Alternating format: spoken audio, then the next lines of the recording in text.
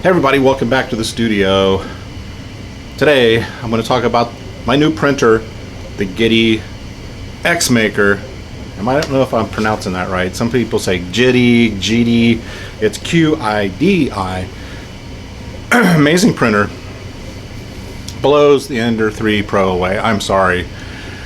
Where do I start in this saga? I've already put up a previous video that I stated by the end of that day of the video, if I hadn't straightened out the issues, I had vowed to send it back to Amazon for credit, which I did the next morning.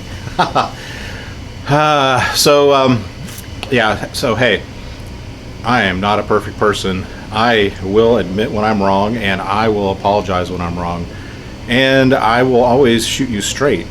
Right? So where do I start? So I have a new friend. His name is Philip.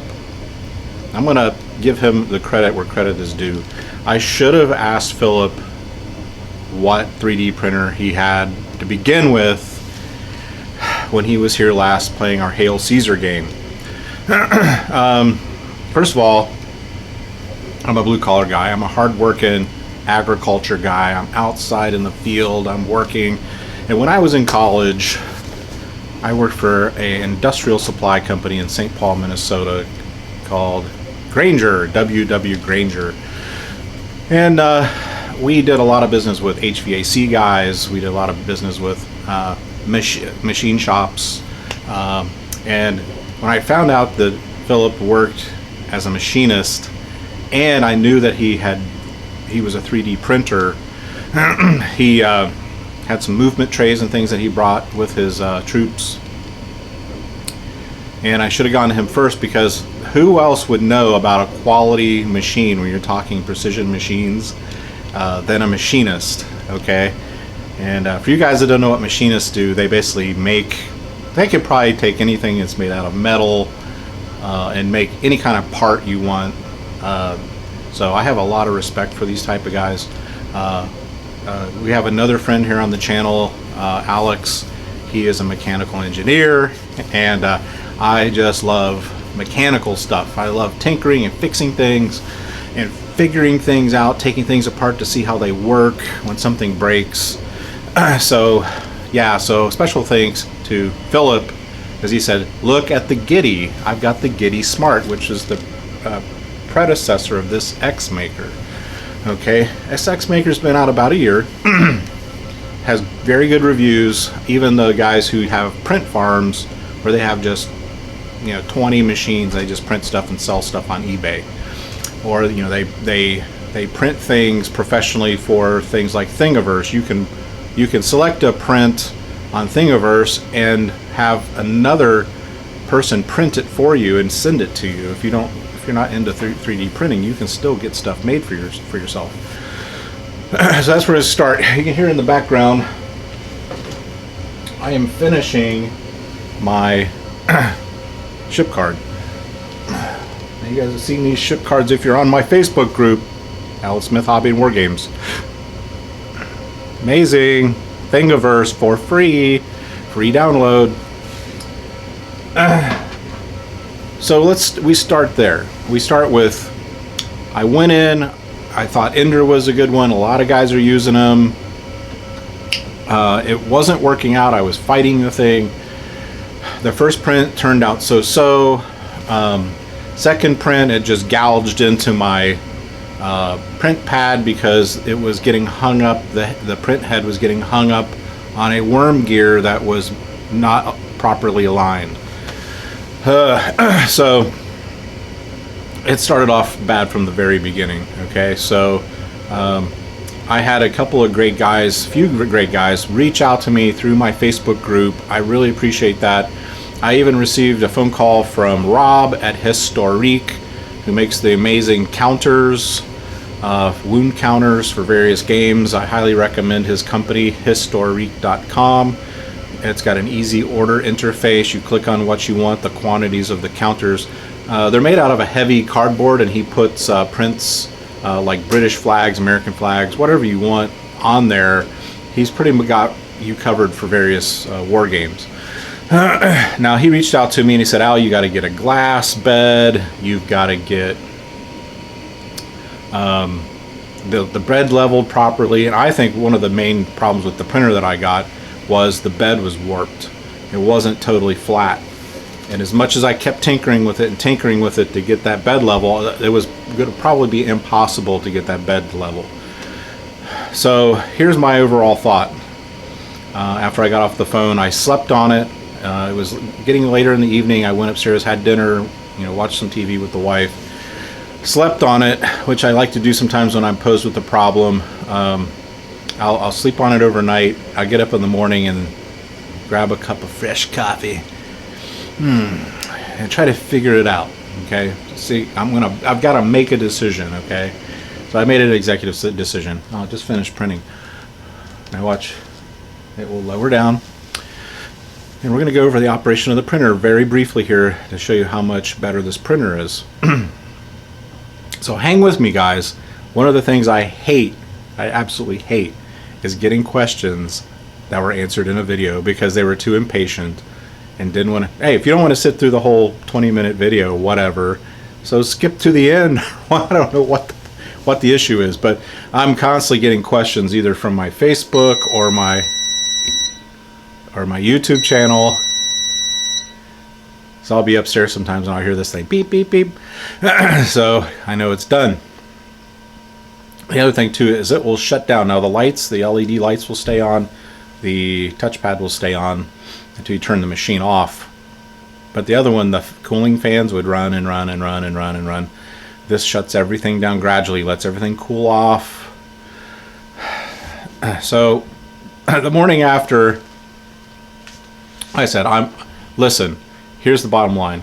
It's a principle thing, not just the fact that the machine was jacked from the time I got it. Probably a warped print board or print surface. What company puts out a product, has no step-by-step guide, does not give you, if that's what it requires is a glass bed or a PEI bed, which is a metal bed, that's what it should come with. And if I need a glue stick every print to put on the surface, fine, give me a glue stick or tell me I need to get glue sticks. But I would prefer getting everything I need right out of the box. I need to start printing. They give you a little bit of PLA filament, white PLA filament with the ender.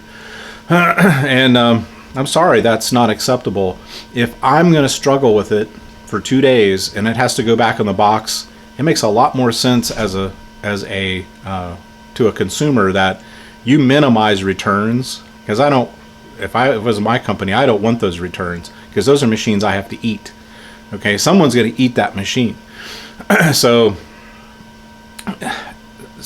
that's basically the premise of my decision, to say pull the plug. I'm going to cut my losses. I've already got 48 hours into this machine, which is way too much. And Philip reached out on Facebook, my Facebook group, and said, hey, I'm sorry you're having so much problems. You need to look at the Qidi, right? I have the Qidi, what was it, the Qidi Quick, I think it was, or Qidi Smart or something like that. The precursor to this printer. I've had it for a couple years. It prints and prints and prints. I don't have problems with it. The thing is a workhorse. So let's get started on this printer. She just printed. I'm trying to time this video so that it would finish right when I'm done and I could get another print started to show how easy it is.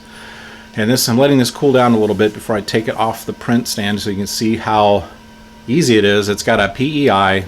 It's basically a flat metal, flexible metal, removable magnetic print bed. It's got a smooth coating on it that's almost like non-stick, right? So it's easy to pull the excess filament off. It's just been night and day difference. I was told by one gentleman that there's no such thing as printing out of the box. You're going to have to tinker with it. Printing is a hobby of itself. You're going to just have to work with the printer until you get it right.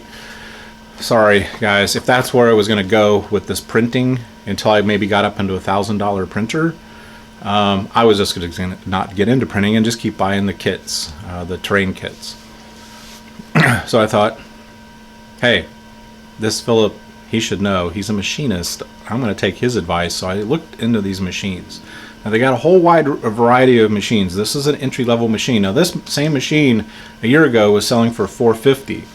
They brought the price down on this machine by $100 by doing two things from the original version that they first came out with. They got rid of the camera, the remote camera. I guess they were having problems with them working with people's Wi-Fi, because it was set up so that you could be upstairs watching TV and you could literally watch your print, or wherever you print from, in a hobby room or wherever. You could get notifications on your print where it was, which you can still do. This still has Wi-Fi. But they got rid of the little camera in the corner. They got rid of some other things that were in with this, like the removable side panels. They now make solid. They can't remove them. It does have a removable top that's magnetized. And this is really only necessary if you're printing in, I think it's ABS, like if you're making parts for like clips and things for mechanical things. You need a harder plastic, which requires a higher print temperature. This helps keep the temperature in the box, right? And it doesn't come with the high temperature head, but apparently you can just get on their website and request one, and they'll ship you one free of charge, which is smart because not everyone's going to print with that type of plastic. I'm not. I'm totally happy with PLA. So it helps cut down that cost instead of shipping out every unit with two print heads. So what did they do? They took out the camera. They took out the removable side panels. It basically reduced the cost of the manufacturing, and they upgraded the print heads. They're claiming that under normal use, this print head should last about you see the fans just stopped. So it's cooled itself down. It's shut the fans off. It has two exhaust fans in the back that blow air out of the box. If it gets too hot, it has an internal sensor. When it gets warm in there, it's getting above a certain temperature, it goes out the back. So it just on and on. I could spend an hour going over this printer. I'm trying to keep it under wraps, but it's not going to be able to. I need to tell the story. I told you I'm from Central Kentucky. It's important to know the story so you understand the premise of decisions and why I think you should look at this printer. So they were able to improve the printer with better components, better stepper motors, an upgraded print head, and they took out the things you don't need that were eating up costs, and to give you a better printer. So that tells you this company is making changes along as they get feedback from customers. So they don't want machines coming back. They want people happy with the machines. That's kind of the starting point with this company. Super impressed with them so far. Made in China, like 90% of your products these days, guys. That decision was made in the early 70s. That ship has sailed. From here on out, it's going to be made in China, most products. So there's a wide variety of difference in quality coming out of China. There's areas in China that are in manufacturing sectors for technology. The province that this machine is manufactured in has a reputation for high quality electronics, right? So the word is they take a lot of efforts to really make good high quality. So that was good to read when I was researching this machine. But I took the plunge. It was essentially $100 more than the Ender, and I would say this is probably 10 times the machine. Now, I've already got all the print surface is too small. Okay, if you need large prints, get the big brother of this one, the X Pro. It's twice this size for only $150 more, so roughly $500. And it has a big print surface and has all the bells and whistles this thing comes with. So Qidi steps up their machines. The $1,100 machine can print aluminum. You buy spools of aluminum, you can print metal parts with the thing for $1,100 if that's what you need. Depends. So they stepped up their models based on your needs as a consumer. I'm printing 90% of this is going to be used to print terrain. The other 10% is just going to be for like whimsical things I want to print, right? This is not for printing miniatures, okay? You're not going to get that level of detail. You're going to need to go look at resin printers if you want to print miniatures from files to get the detail. That's where the printing is at. Or you're going to need to get like a $3,000 PLA printer. Another model above this one, it prints in 2 colors. It's got 2 printer heads. If you need dual colors, I didn't think I needed that, so I didn't order that machine.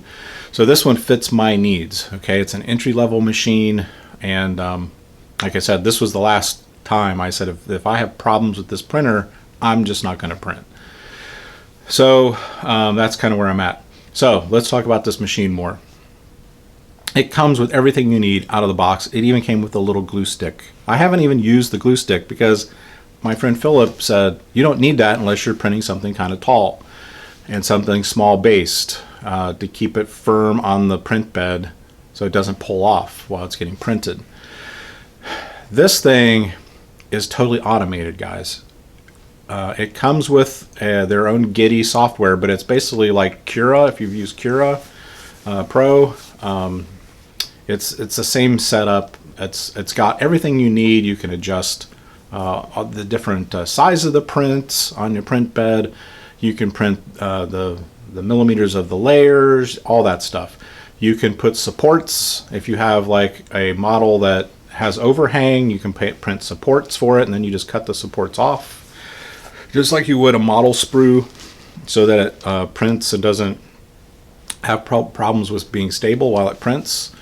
But everything's automatic out of the software. Now this also comes with a flash drive, USB flash drive on the side, and it's a Toshiba, it's a Japanese flash drive. No more fiddling with the little micro SD card, which I thought on its face was ridiculous. Okay, at least do an SD card slot, or you do USB. This company went with the flash drive. I take it into my office, I plug it in, I get a file off of Thingiverse, for example. I import it into the software. It lets me make all the changes I want if I want to make changes. But you'll find a lot of the stuff on Thingiverse, since it's from individuals like us putting files together and putting them on Thingiverse. Most times they already have the temperatures, the bed temperatures, all those things are preset with the file, which is what it was with this one. And I found that out because I'm going to show you, we're going to get another print started. I'm going to take this print off and I'm going to get another one started because I need to print, I'm going to have a total of 10 ships and I want to print 10 cards, right? So that's where I'm at on this. So yeah, so you come with PLA filament, a nice size spool of red PLA filament to start off with. It's a beautiful case, right? Why the case? The case versus the non-case. Here's the issue.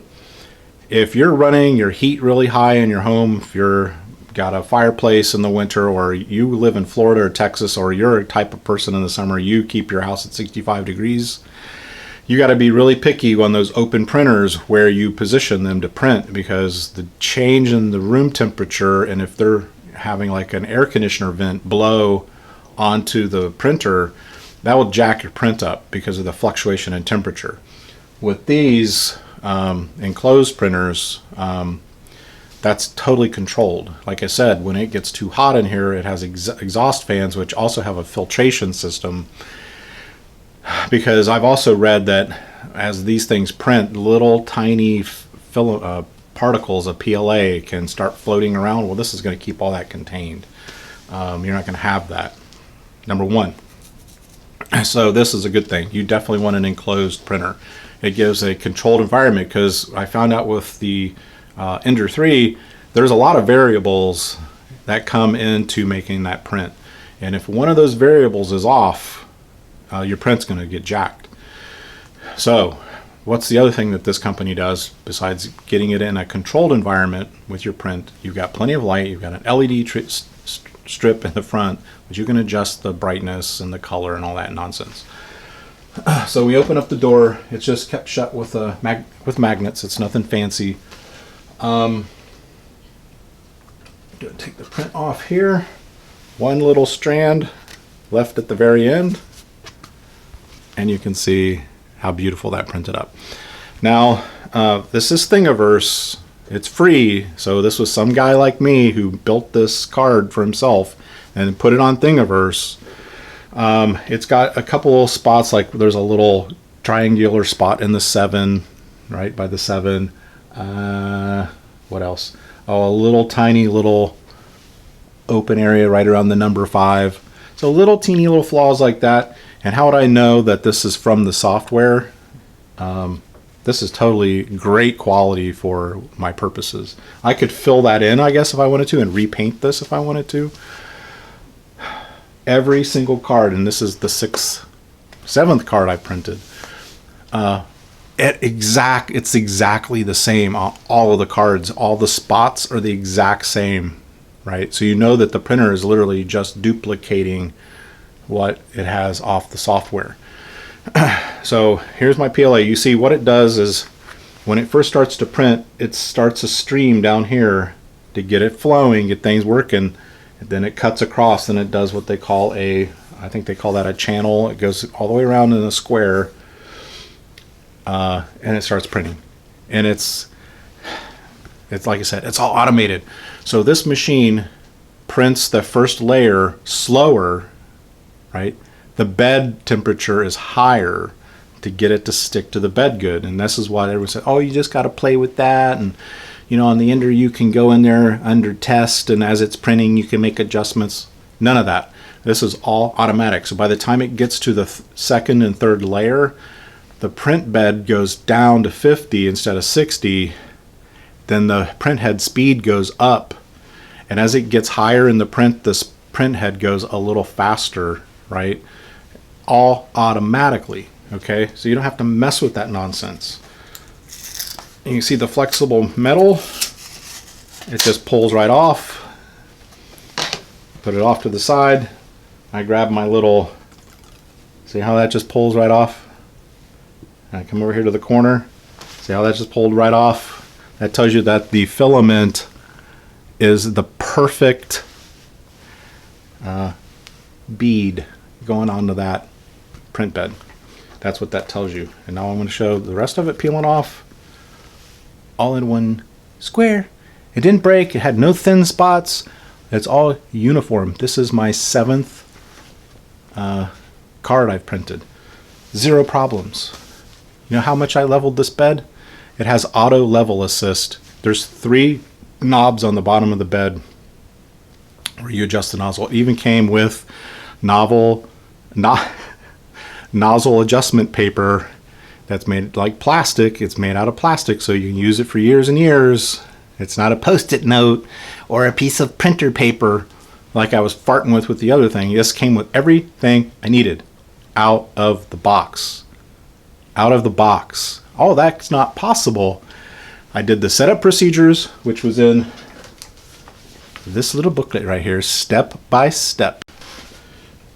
Okay, put this back on. Let's put it back on the print bed. Now here's the thing with the print bed. See how, I don't know if you can see, that print bed's like that thick of aluminum, solid aluminum, and then it's got magnets in the print bed that hold this on. It's not that cheesy flex magnet. It's actually magnets recessed in the aluminum. You won't ever need to replace them. And I think this is one of the keys to their success. Not only the quality of the metal rods that are stainless steel rods. You don't have the rollers, guys. They eliminated that. That's another part to break. It's basically lubricated slides, right? Anyone that knows anything about mechanical things and that everything's kept in a circle or in a cylinder is less friction, right? Smoother action. The print bed does not move when it prints. It rises up to the print head and it goes down through the print. That eliminates 2 stepper motors, right? So it makes this machine automatically more reliable. The stepper motors are better quality, okay? the print head is better quality. It's riding on 2 rails and it takes 2 belts. Now the more expensive ones, you get to the $5,000 to $1,000 ones, they're using direct drive. This has direct drive for the plate. So you start seeing these things as soon as I started taking out the foam packing and things, and I took it out of the box. Toolkit. The other toolkit I got with the other machine, I was trying to tighten the nozzle because I went and tried to clean the nozzle head out, which it had already gotten jammed. The tool cut my finger because it was just cheap stamp steel. This is like a real nice little wrench that you would get in an inexpensive wrench kit. Screwdriver, clippers, scraper, which I haven't had to use, honestly. I have not touched that thing. So again, you get everything you need. You got a spare print head in here, which they say you shouldn't need, but if you did need it, it was damaged in some way, you got one of those. You got spare fuses, you got spare clips. If you wanted, I guess, put a glass bed on it, I guess. I haven't got on the Qidi website yet and seen some of the other accessories that they sell, because this is nice. So that's a piece of sheet steel with a coating on it.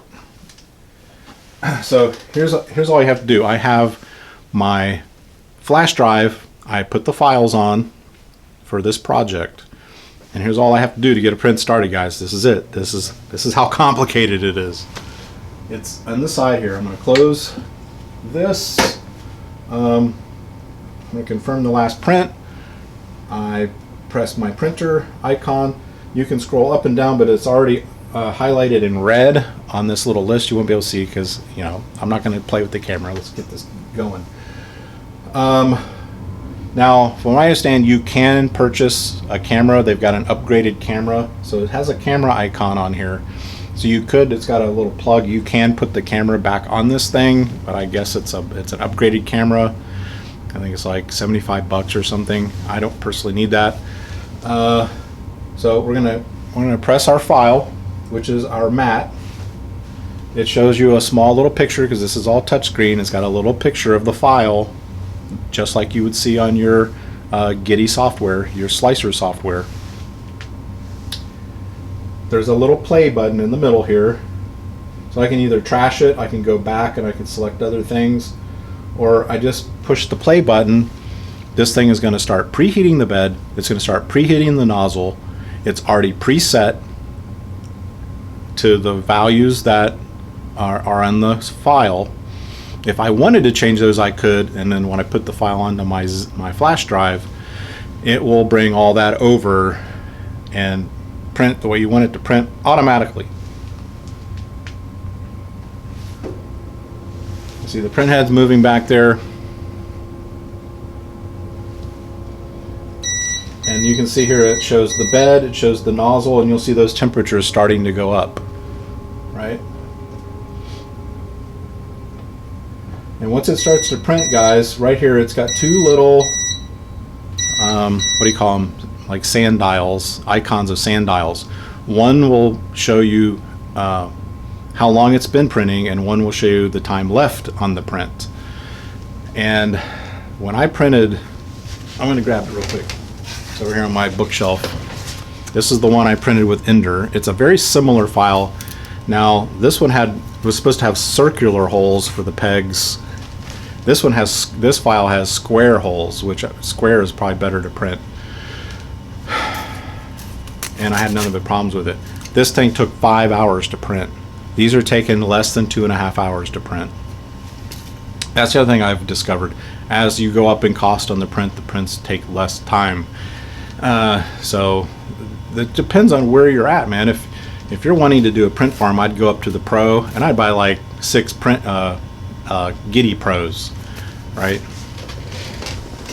And put them on a nice big workbench, because they're big. These, I was looking at getting one, and that just would never fit on this. It was a monster. And I was like, you know what? I don't need that. That's a little overkill. So it's printing. It's up to 150 degrees on the print head. It's at 46 out of 60 degrees Celsius on the bed. And like I said, the first layer on this print, it'll be at that 60, and after it starts moving up to the second layer, it reduces that temperature. Now the print head temperature on this whole entire print is it stays at 190, right? Not 210, 205, 206. I print my stuff on my ender at 207. None of that nonsense, okay?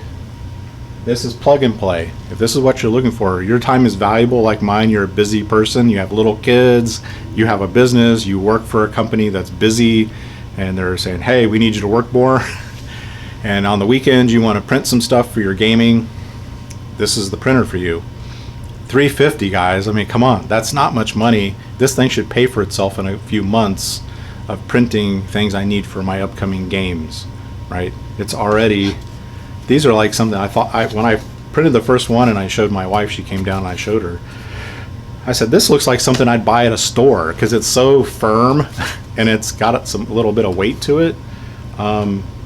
Just a couple of tiny little flaws that are in the software that, like I said, if I really wanted to, I could just fill those in if I needed, but it's like two things.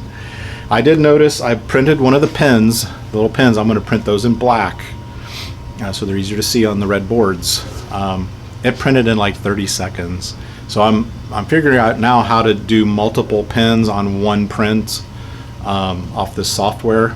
I'm pretty sure I can do that. And I can print all the pens for like 2 or 3 boards at a time in black. And I took one of the pens I printed already and was just stuck it in all the square little holes. And only this number 6, it was a little bit tight. So I'll probably go in with the file and just go zip, zip, and that's it. All the other numbers, that little pen, it's only this big, guys. That little pen right here. So you got one that looks like a little man, and you need 2 of those, and then the other one for your sails. It's like a little pin sail, a pin with a sail on it. And then I don't know if, well, the broadside, I guess I will put a pin in that if I need to. It's got, I guess you put your tokens in these little recessed spots, the little ship tokens, whether what types of cannonballs you're using, what type of shot you're using on the ship, blah blah blah. I don't know. I've only played the game one time and I loved it so much. I said, I've got to get this game. I'm going to start playing this game. It's going to be part of my core games that I play. That's how much I liked it.